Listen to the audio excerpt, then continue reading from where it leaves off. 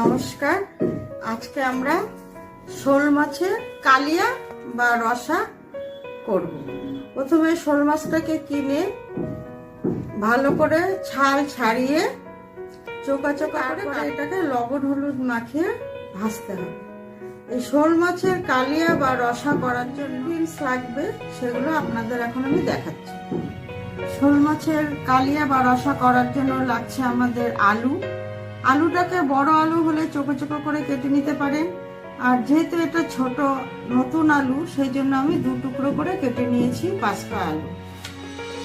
আমাদের লাগছে কাঁচা লঙ্কা বাটা, পেঁয়াজ আর টমেটো বাটা, আদা বাটা, রসুন বাটা, আর লাগছে সরষের তেল, ঘি, গুঁড়ো গরম মশলা, হলুদ, লঙ্কা গুঁড়ো, ধনে গুঁড়ো, লবণ, জিরে বাটা, গোটা গরম মশলা, গোটা জিরে, গোটা শুকনো লঙ্কা, তেজপাতা।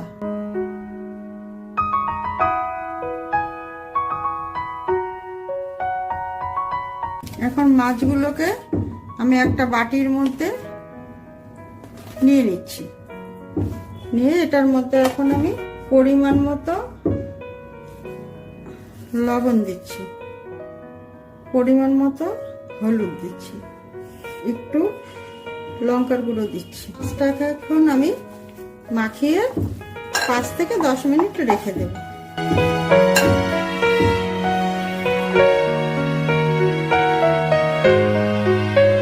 এখন আমি কড়াইতে সরষের তেল দিয়ে দিই, গরম হয়ে গেছে। এখন মাছগুলোকে ভেজে নেব।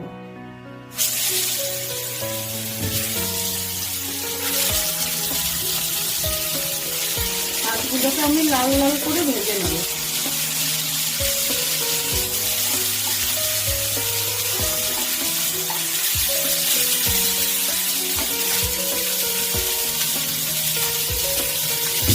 মাছগুলো ভাজা হয়ে গেছে, আমি এক এক করে মাছগুলো তুলে নেব।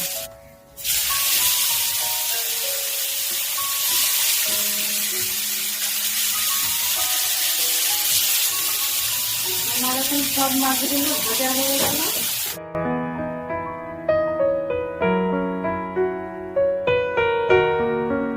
এখন কড়াইতে আমি তেল দিয়ে দিচ্ছি, অল্প একটু লবণ দিয়ে দিলাম, হলুদ গুঁড়ো দিয়ে দিলাম, কেটে রাখা আলুগুলোকে ভেজে নেব, একটু লাল লাল করে ভেজে নেব।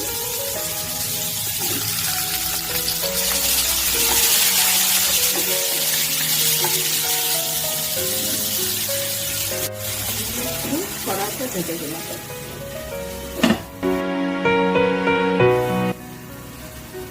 এখন আমি ঢাকনাটা খুলে দেখে নেবো রান্নাটা লাল হয়েছে। এখন আমি ভেজে রাখা আলুগুলোকে তুলে নিলাম। এটাকে দিয়ে দিলাম হচ্ছে গোটা গরম মশলা, জিরে, দুটো শুকনো লঙ্কা, তেজপাতা, ভালো করে নাড়াচাড়া করে দিয়ে রাখি।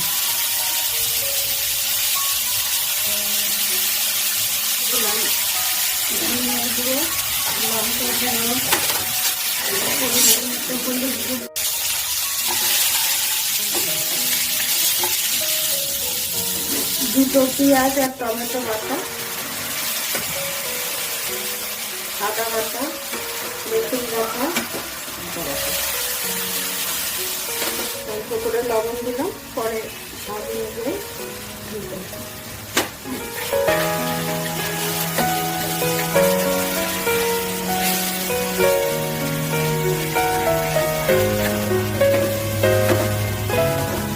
জিরে ভেজে রাখা জল অল্প কড়াইতে দিয়ে দিলাম।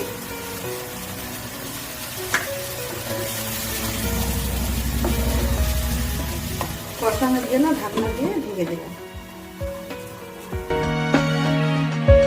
এখন আমি ঢাকনাটাকে তুলে নাড়াচাড়া করে নিলাম। ঢাকনাটা তুলে নাড়াচাড়া করে নিয়ে এখন এর মধ্যে আমি আলুগুলো দিয়ে দিলাম। আলুটা দিয়ে আমি এখন মশলাটা একটু কষাবো। একটু ফুটিয়ে রাখা গরম জল আমি মাছের ঝোলের মধ্যে একটু দিয়ে দিলাম।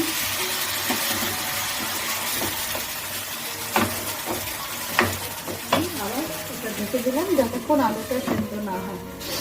এখন আমি ঢাকনাটা খুলে দেখে নেবো আলুটা সিদ্ধ হয়েছে কিনা।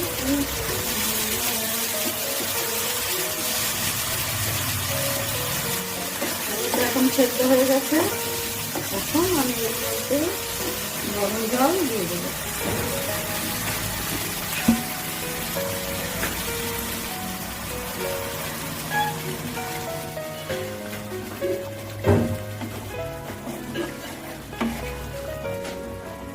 আমি মাছগুলো উপর দিয়ে দেবো।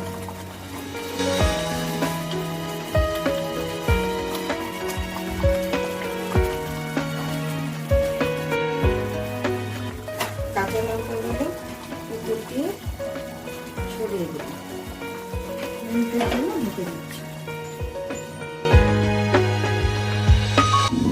এখন আমি ঢাকনাটা খুলে দেব।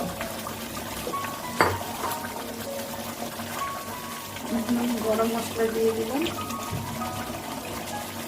2 চামচ পরিমাণ ঘি দিয়ে দিলাম। শোল মাছের রসা কমপ্লিট হয়ে গেছে। এখন আমি ওভেন অফ করে দিলাম।